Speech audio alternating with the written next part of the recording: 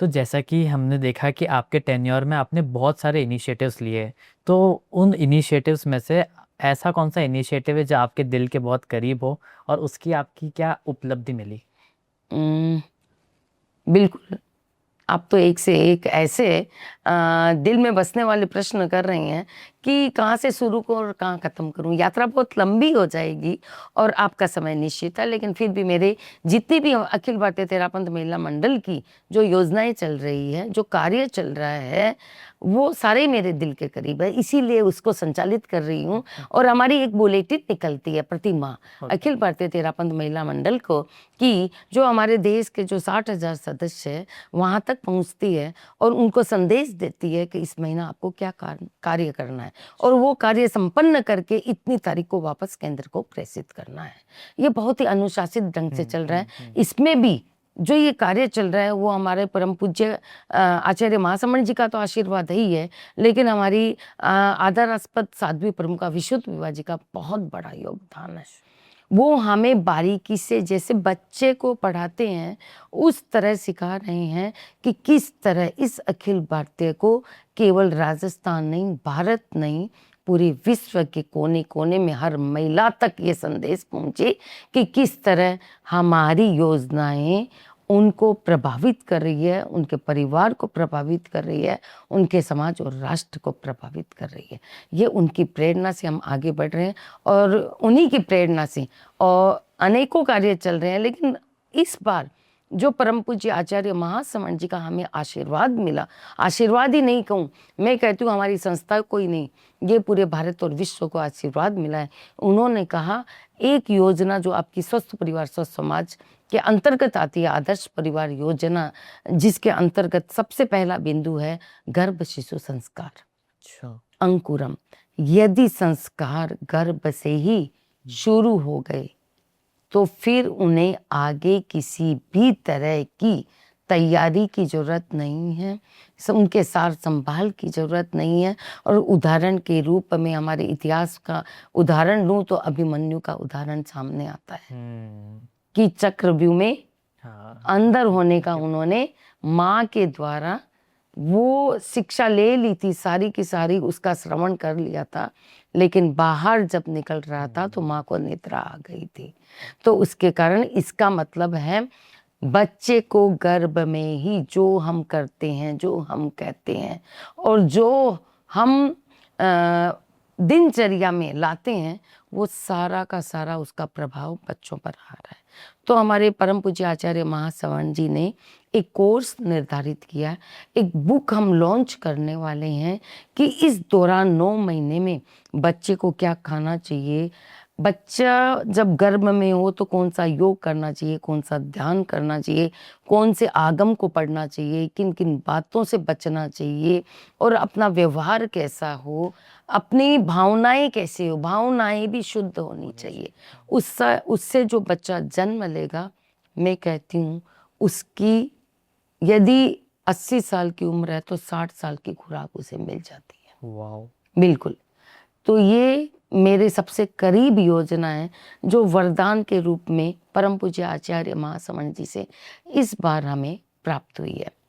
और दूसरी योजना जो हमारी, मैं कहती हूँ आदर्श परिवार योजना के अंतर्गत बहुत सारे बिंदुज हैं। गर्भ शिशु संस्कार के बाद हम पेरेंटिंग पर बहुत ध्यान दे रहे हैं। उसके बाद हम सफ़र है जो दंपति की कार्यशालाएं आयोजित करते हैं। और उसके बाद हमारी योजना आ रही है बागबान, जो हम बुजुर्गों के साथ संभाल उनको कैसे चित्त समाधि प्राप्त हो, उनकी भावनाओं को हम सुने, उनको आत्म शांति मिले, सुख मिले, उनकी मुस्कुराहट देखना चाहते हैं, उनके साथ बैठना चाहते हैं, बातचीत करना चाहते हैं। तो इस तरह हमारी योजना क्रमबद्ध चल रही है और समाज विकास के लिए, राष्ट्र विकास के लिए और परिवार सुखी रहने की ये योजनाएं हैं, जिसके पूरा देश श्रम के साथ उसका संचालन कर रहे हैं और निष्पत्तियां भी सामने आ रही है।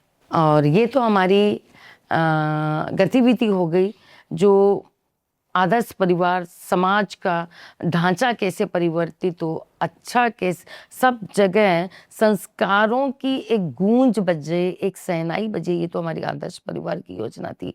एक हमारी योजना है समृद्ध राष्ट्र योजना, इसमें इस बार हमने हमारी जो साध्वी प्रमुखा विशुद्ध विभा जी था, उनका विज़न था कि महिलाएं क्या होती है, सबका ध्यान रखती है पर अपना ध्यान नहीं, नहीं रखती, हाँ। अपने स्वास्थ्य का ध्यान नहीं नहीं रखती रखती, है। राइट। तो इस बार कहा एक अभियान चलाओ और देश में जो सबसे जो आज की का स्वास्थ्य को लेकर जो गंभीर जो बीमारी सामने आ रही है, ऐसे इस बार हमने एक ये अभियान चलाया था कि पेप्समेयर कैंसर का, हाँ। महिलाओं के पेप्समेयर टेस्ट का एक पूरा स्क्रीनिंग का एक अभियान चलाया था। और ये पेप्समेयर टेस्ट से डेटा के अनुसार ये है कि हर 1 मिनट में 10 महिलाएं मर रही है। ओह! तो इसके प्रति जागरूक होना बहुत ज़रूरी था और पूरे देश को, क्योंकि भारत में सबसे अधिक संख्या में ये बीमारी फैल रही है और इसके परिणाम भी सामने आते हुए नज़र आ रही है। तो हमने ये इस बार निश्चय कर लिया था कि हमें ये योजना इसी साल प्रारंभ करनी है 4 फरवरी को कैंसर डे पर, और पूरे देश में हमें पेप्समेयर चेक करवाना है। तो हमने हमारे 527 शाखा मंडलों को निर्देश दिया कि अपने-अपने शहरों में इसका आयोजन करना है, कैंप लगाना है और उन महिलाओं को लाना है अपने मंच पर जो इसको करवा नहीं सकती, आर्थिक आर्थिक स्थिति। स्थिति के कारण ये चेक नहीं करवा सकती है। तो हम स्लम बस्तियों में हमारी एक बहन गई, मोटिवेट की। हालांकि ये सबसे बड़ा चैलेंजिंग काम था हमारे लिए, क्योंकि इस बीमारी के नाम से ही महिलाएं डरती है और उनको लगा चेक करने के बाद आ गया तो ये खौफ इतना भयानक है जिसको निकालना बहुत ज़रूरी है। और इसमें हमारी बहनें लग गई, जुट गई, कमर कस के निकाल के लाई हमारी उन बस्तियों से बहनों को और उनका चेकअप कराई और उनको कहा कुछ नहीं होगा। एक बार आपने, जैसे कि डॉक्टर ने कहा, एक बार चेक करवा लिया तो 15 साल निश्चित है ये बीमारी नहीं होगी आपकी। और यदि किसी के बाई चांस निकल भी आई, यदि अर्ली स्टेज पे है, तो उसका पुण्य समाधान है आज के टाइम में।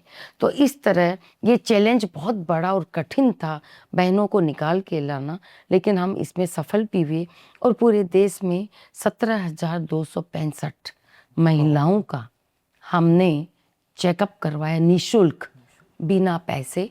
और ये हमारा जो अभियान था, हमने अप्लाई किया गिनीज बुक ऑफ रिकॉर्ड में कि हम एक ही दिन में 8 घंटे में इतना बड़ा काम कर रहे हैं। क्या बात। तो निश्चित रूप से आप भी चाहेंगे अपने रिकॉर्ड में ये रिकॉर्ड सम्मिलित करना, क्योंकि हमारे लिए तो गौरव की बात होगी गिनीज में नाम दर्ज कराना, सही बात। पर गिनीज के लिए भी कम गौरव की बात नहीं होगी। जो इतनी भयानक बीमारी है जो महिलाओं में फैल रही है, उसके प्रति जागरूकता लाना एक बहुत बड़ा काम है और गिनीज ने स्वीकार किया और हमने गिनीज वर्ल्ड रिकॉर्ड बनाया।